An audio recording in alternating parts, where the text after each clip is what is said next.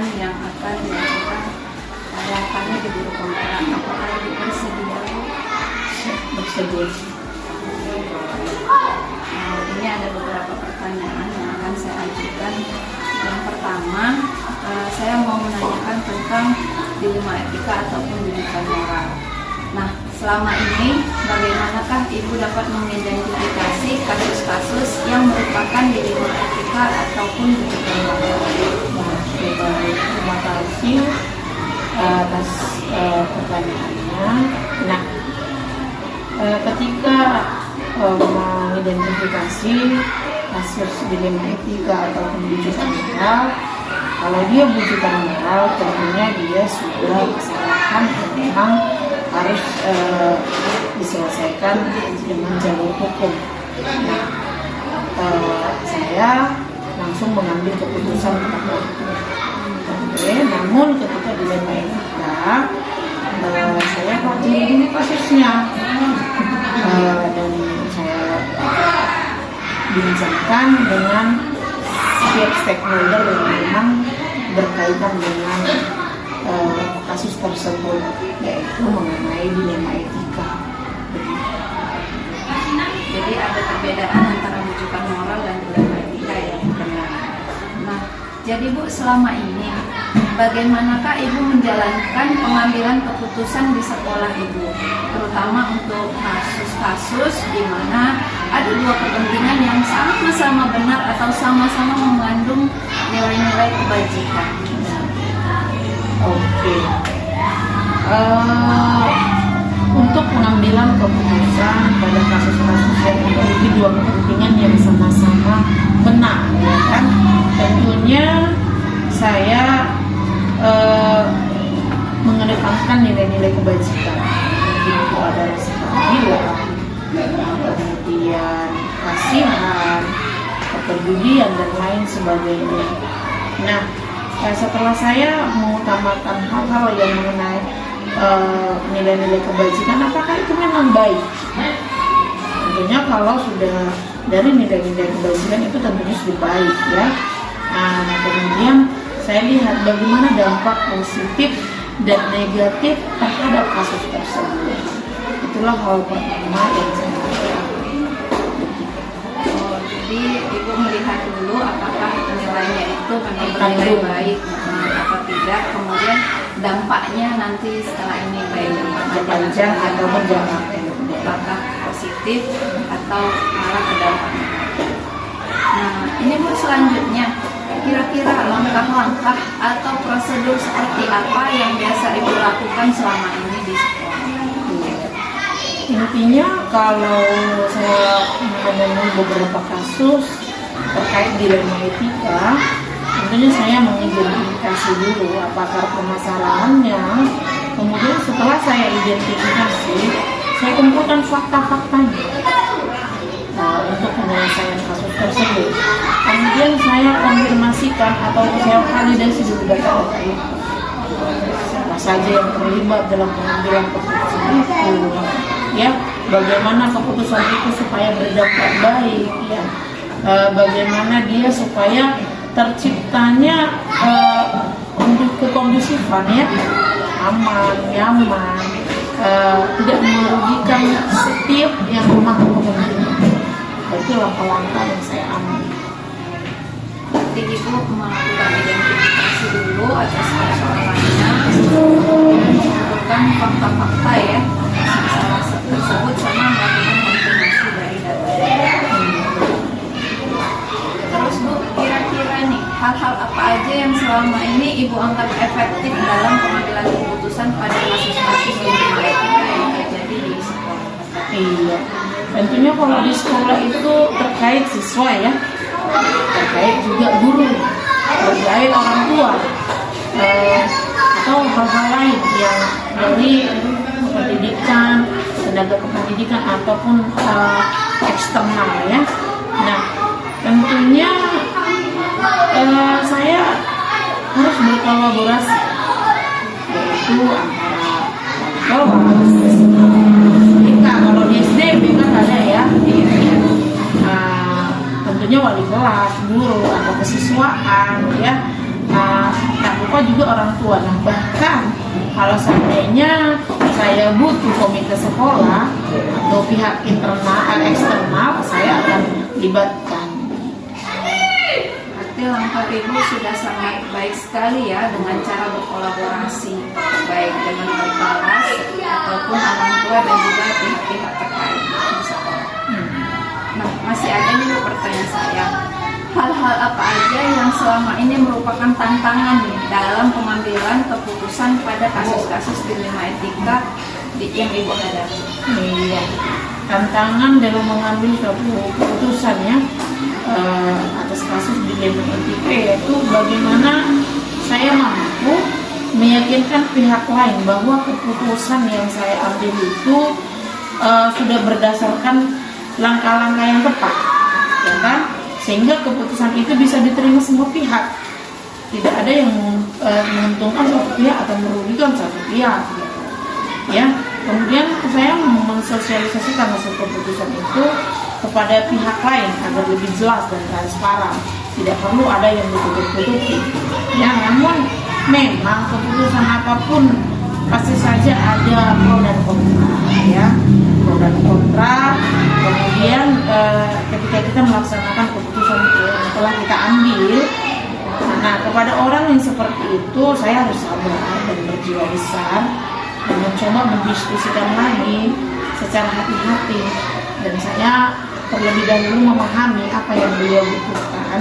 Saya tidak dapat memaksakan kehendak saya, tapi ketika keputusan yang sudah saya ambil, saya tuntun yang bersangkutan untuk dapat menerima keputusan saya, begitu.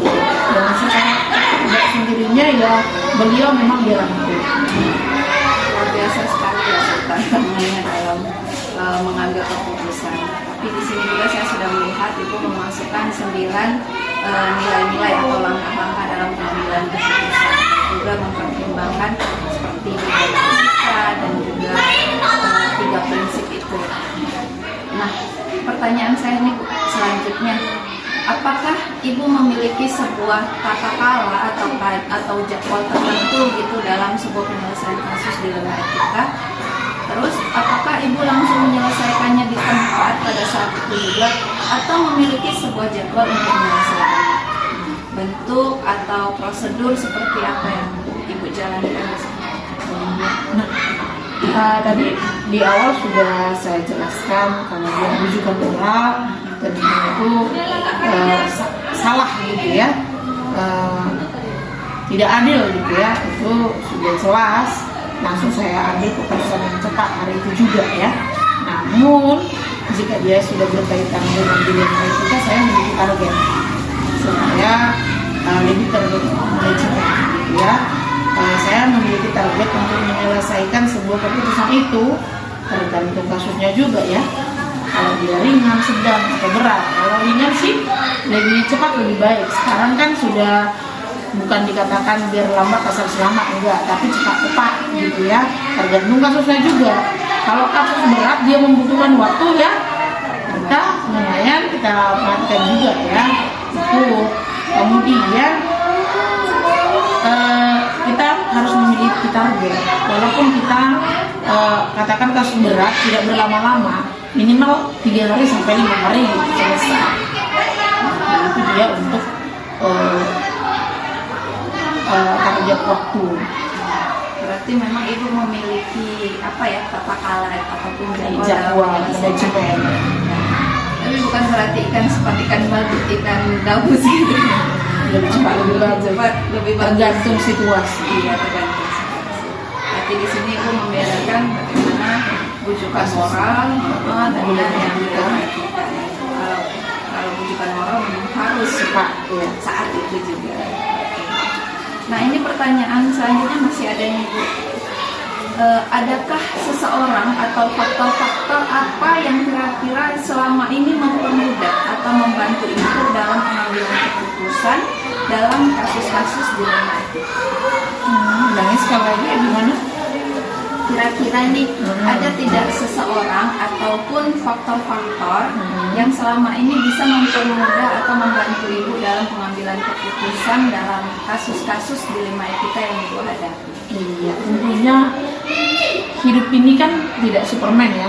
Iya. Tapi seperti tentunya dalam mengambil kolaborasi ketika sudah ada orang-orang tertentu yang memang berkaitan dengan hal tersebut, ya lebih baik gitu. Tentunya ada orang-orang yang membantu saya gitu. Saya tetap melibatkan orang yang memang di bagian itu gitu. Dan bahkan dia tidak di bagian itu juga, namun ketika beliau bisa memberikan masukan, why not gitu ya kan. Tentunya ada orang yang selalu membantu saya, atau bahkan jika memang itu saya perlukan, atasan saya, contoh saya kepala sekolah, saya memerlukan masukan dari pengawas atau yang lain, ya why not gitu. Itu dia. Berarti dukungannya memang orang-orang tertentu ya. Kira-kira keluarga termasuk mendukung nggak itu? Mendukung, ya minimal mental, ya kan. Sekali. Jadi memang luar biasa sekali ya yang ibu hadapi dan juga bagaimana tata cara menghadapi. Izin Bu, ini masih ada satu pertanyaan lagi ya. Dari semua tadi yang telah disampaikan, pembelajaran apa yang dapat ibu petik dari pengalaman ibu dalam mengambil keputusan kasus dilema etika? Iya, pembelajaran yang dapat saya sih tentunya banyak sekali ya. Namanya kasus, sebenarnya kasus itu ditangani pihak yang berwajib kalau dia fungsikan moral. Nah tentunya ketika kita di pemerintahan, kita memiliki dilema etika, apakah itu keadilan lawan rasa kasihan, ya kan? Atau yang lain sebagainya di 4 poin itu. Nah dari semua hal ini saya mengambil keputusan harus menempatkan diri saya dalam berbagai posisi, ya harus memiliki empati ini. Tentunya ini kita ketika di dilema etika, bagaimana kalau kita juga mengalami posisi yang seperti itu, mengaitkan diri kita. Nah tentunya kita harus paham ketika kita sudah menempatkan diri kita dalam posisi tersebut, tentunya semuanya kita bisa ambil dari dilema etika ini. Keadilan, rasa kasihan, ya kan, benar lawan benar, ya kan, itu kita ambil, ya itu dia. Ya tentunya saya harus sabar, bertanggung jawab juga ya dalam pengambilan keputusan itu. Apa dampaknya? Saya pun harus senantiasa berkoordinasi dengan semua pihak terkait dan berkolaborasi. Tambahannya juga ya, saya juga harus mengedepankan musyawarah, bukan pendapat saya sendiri. Jadi memang pembelajaran yang didapatkan luar biasa sekali ya. Ada rasa sabar, rasa bertanggung jawab, terus yaitu tadi musyawarah, kolaborasi, depan musyawarah. Baik Bu, ini wawancara ini izin nanti saya rekam dan juga nanti akan dijadikan tugas saya dalam pendidikan guru penggerak. Siap. Semoga ada yang lebih baik, yang berdampak. Guru penggerak seperti yang kita tahu itu bergerak dan menggerakkan. Saya berpesan dengan Ibu Jahro, tentunya ketika menjadi guru penggerak akan menjadi pemimpin pembelajaran, bukan hanya di dalam kelas, tapi saya juga pemimpin atau bahkan jadi kepala sekolah gitu ya, karena berdampak bagi ilmunya dengan ikhlas. Terima kasih banyak ya Bu untuk waktu dan kesempatannya dan juga bersediaannya Ibu dalam pertanyaan. Izin pamit ya Bu. Ya, siap. Terima kasih banyak Bu.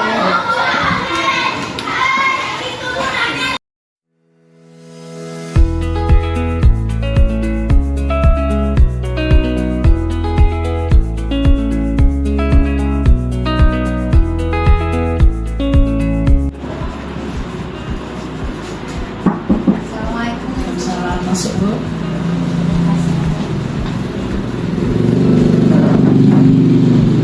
Ada yang bisa saya bantu? Iya. Jadi Bu minta waktu sebentar. Iya. Jadi begini Bu, saya ada tugas dari Ibu Penggerak untuk mewawancarai beberapa kepala sekolah tentang dilema etika yang dialami di sekolah tersebut. Jadi kira-kira Ibu bersedia Bu? Bersedia, kita bantu. Terima kasih banyak.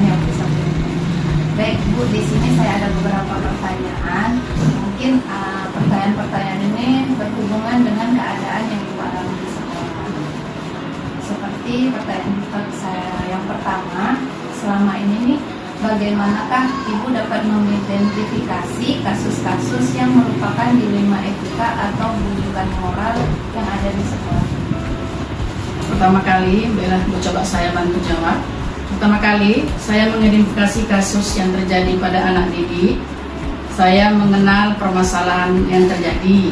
Berikutnya saya mengumpulkan bukti-bukti yang ada di lapangan, lalu menganalisis permasalahan tersebut. Kondisi seperti apa, mengapa hal itu bisa terjadi. Setelah semua data terkumpul, maka kita dapat mengambil kesimpulan.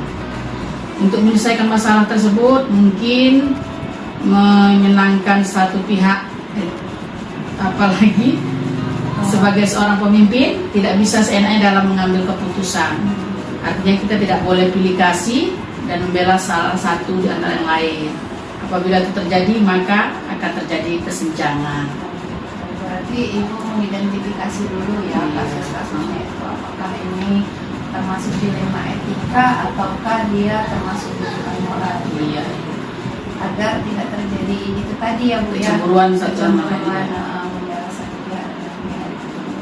Terus Bu, selama ini bagaimanakah Ibu menjalankan pengambilan keputusan di sekolah Ibu, terutama untuk kasus-kasus di mana ada dua kepentingan yang sama-sama benar nih, atau sama-sama mengandung nilai kebajikan? Itu mungkin berusaha bersikap subjektif, mungkin dalam mengambil keputusan, karena apa yang kita putuskan belum tentu baik untuk semua orang, karena memang kita berbeda-beda lain pendapat dan menyenangkan untuk semua orang.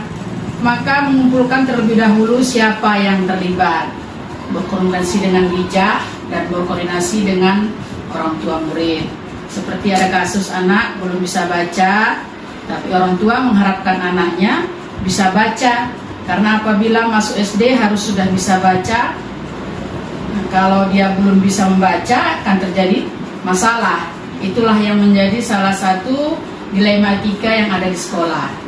Maka jalan keluarnya berkoordinasi dengan orang tua murid dan memberikan penjelasan tentang kemampuan anak yang berbeda-beda antara anak satu dengan anak yang lain. Sekolah juga harus bisa mengkondisikan bagaimana pembelajaran sesuai dengan kurikulum yang akan tetap kurikulum. Maksudnya dia harus sesuai dengan kurikulum yang kita jalani sekarang, akan tetapi tetap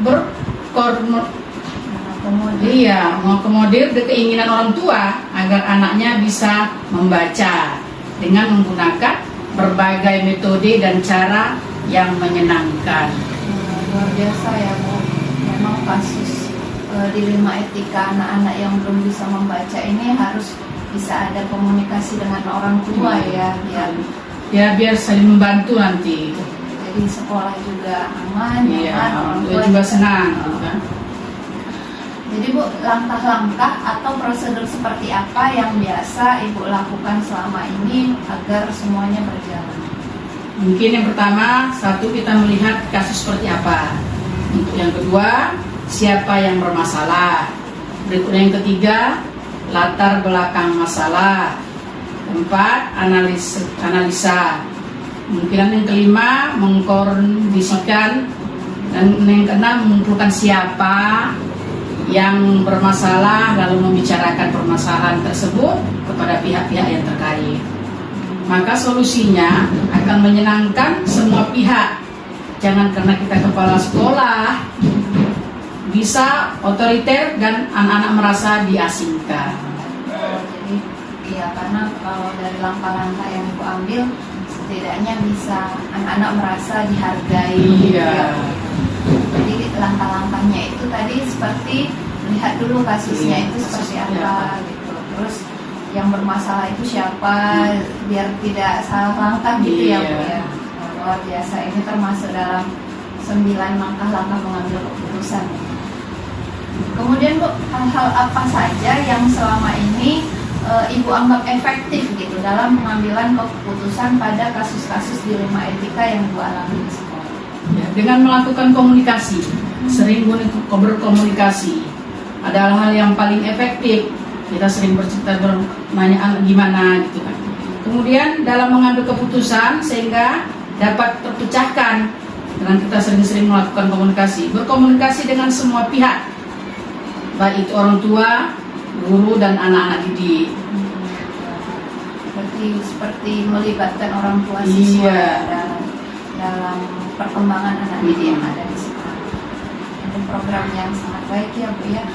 Jadi Bu, dari program-program itu yang Ibu laksanakan, yang sudah Ibu jalani, kira-kira apa saja ini yang merupakan tantangan dalam pengambilan keputusan pada problem dilema etika yang Ibu alami tadi?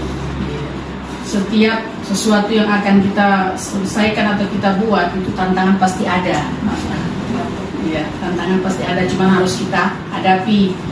Dengan adanya tantangan, kita harus terus belajar bagaimana lebih baik.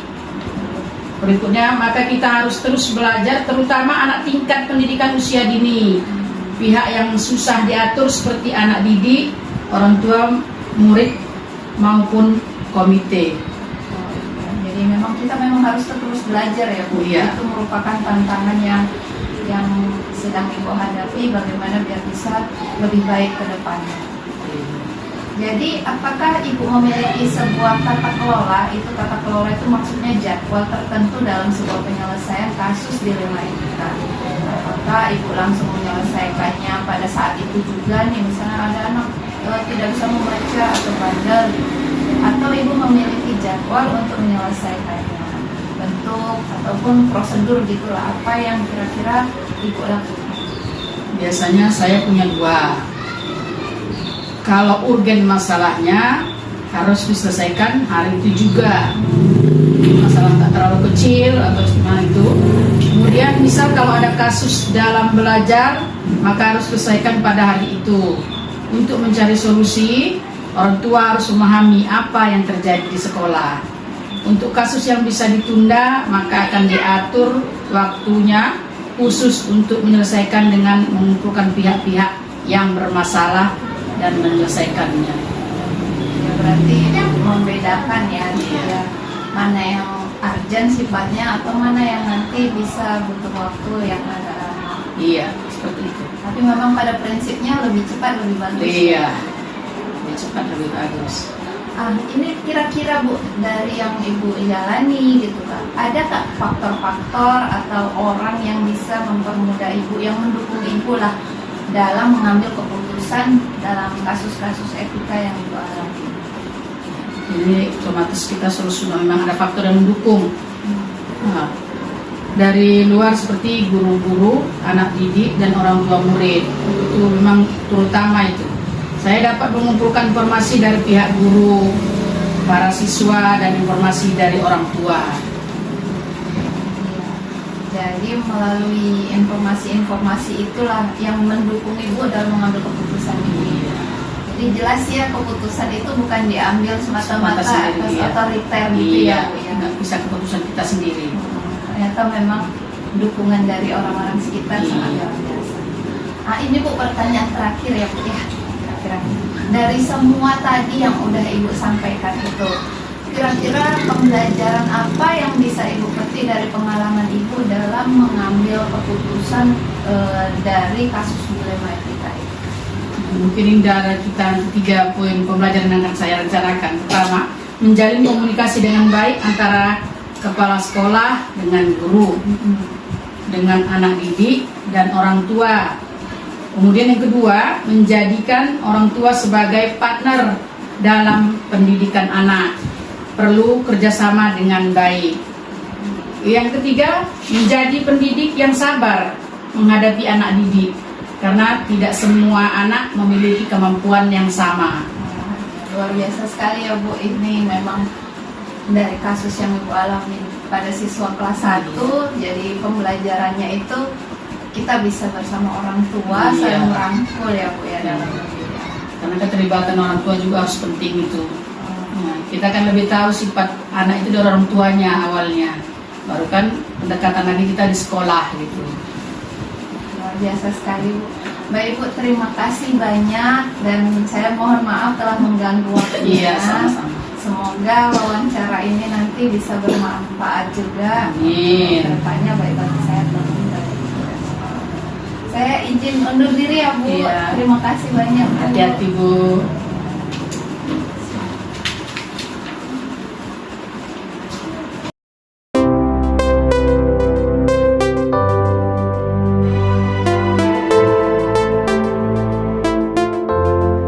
Katakan mana yang merupakan dilema etika atau rujukan moral. Yang kedua, Oh, berarti Ibu biasanya itu memetakan ya, mana masalah yang merupakan dilema etika, mana masalah yang merupakan rujukan moral. Jadi Bu, selama ini bagaimana Ibu menjalankan untuk mengambil keputusan di sekolah Ibu, terutama untuk kasus-kasus di mana ada dua kepentingan yang sama-sama benar atau sama-sama mengandung nilai kebajikan? dalam pengambilan keputusan pun kami selalu berdiskusi. Ketika ada dua kepentingan yang sama benar ataupun sama-sama mengandung kebajikan, maka kami akan melihat seberapa besar manfaatnya untuk sekolah dalam setiap kasus yang kami hadapi. Langkah-langkah atau prosedur seperti Jadi kalau dalam mengambil keputusan Ibu biasanya berdiskusi ya Bu ya, dan lihat kepentingannya mana yang lebih urgent gitu. Jadi kira-kira Bu, langkah-langkah atau prosedur seperti apa yang biasa Ibu lakukan selama ini? langkah-langkah yang pertama dalam mengambil keputusan, mengadakan diskusi dengan wakil kepala bidang kurikulum dan wakil kepala bidang kesiswaan, mengidentifikasi masalah yang ada di sekolah, kemudian menentukan solusi tindakan yang akan dilaksanakan, kemudian melaksanakan tindakan pemecahan masalah. Oh, berarti memang hal-hal yang Ibu anggap efektif ini berarti sudah termasuk dari 9 langkah-langkah gitu ya Bu ya. Dan ini sangat luar biasa. Kira-kira ini Bu, hal-hal apa aja yang selama ini merupakan tantangan ini saat Ibu mau mengambil keputusan pada kasus-kasus dilema etika yang Ibu hadapi di sekolah? Dalam pengambilan keputusan pada kasus-kasus dilema etika yang sangat efektif ketika kita mendiskusikan dengan seluruh pihak yang terkait. Contohnya kita melibatkan guru kelas, teknik.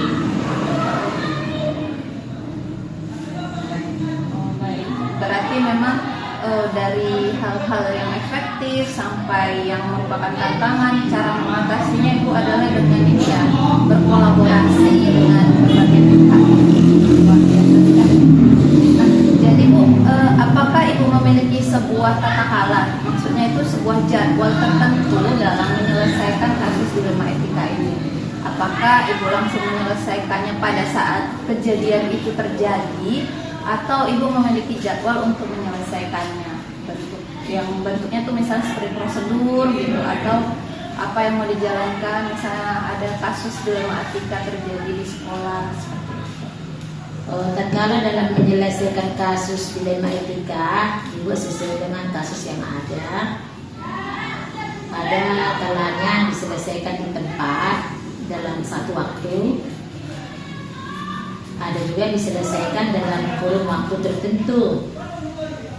Oh, berarti bisa jadi kalau masalah itu memang urgent harus diselesaikan hari itu juga ya Bu ya. Tapi kalau memang membutuhkan waktu maka akan dijadwalkan untuk membuat kurun waktu. Kira-kira nih Bu, adakah seseorang atau faktor-faktor yang selama ini mempermudah atau membantu Ibu dalam pengambilan keputusan di kasus-kasus dilema etika yang Ibu alami? Yang pertama, pendekatan kepada siswa yang mengalami masalah. kedua, mengidentifikasi masalah yang dihadapi siswa. Yang ketiga, melakukan penanganan dengan melibatkan orang tua siswa. Yang keempat, memantau progres yang dihasilkan. Oh, berarti Begitu loh. Berarti Ibu sudah menjalankan 4 faktor ya dari semuanya, yaitu pendekatan kepada siswa, kemudian melakukan identifikasi, melakukan sampai dengan memantau. Nah, ini pertanyaan terakhir Bu. Jadi dari semua yang telah Ibu sampaikan tadi kan, pembelajaran apa kira-kira yang bisa Ibu petik nih dari pengalaman Ibu sendiri dalam mengambil keputusan di rumah etika? Oh, dari semua yang telah disampaikan pembelajaran, apa yang dapat disampaikan? Pertama, libatkan yang Maha Kuasa dan segala kita dengan petunjuk atas segala masalah yang dihadapi, mengambil keputusan dengan kondisi tidak emosi atau stabil, tenang hati dalam pikiran. Pengambil keputusan dilakukan dengan mengajak diskusi pihak-pihak yang berwenang. Luar biasa sekali ya Bu. Jadi dari semua yang disampaikan tadi pembelajarannya itu ada 4, yaitu melibatkan orang-orang tertentu, kemudian mengambil keputusan dengan pikiran yang stabil gitu, serta tetap berkolaborasi. Baik Ibu, terima kasih banyak atas kesempatan dan waktunya. Dari kunjungan Ibu kemari, saya bisa mengambil hikmah dari pembelajaran. Semoga bermanfaat bagi saya dan kita semua ya Bu. Ya, terima kasih. Terima kasih banyak Ibu. Ya, terima kasih.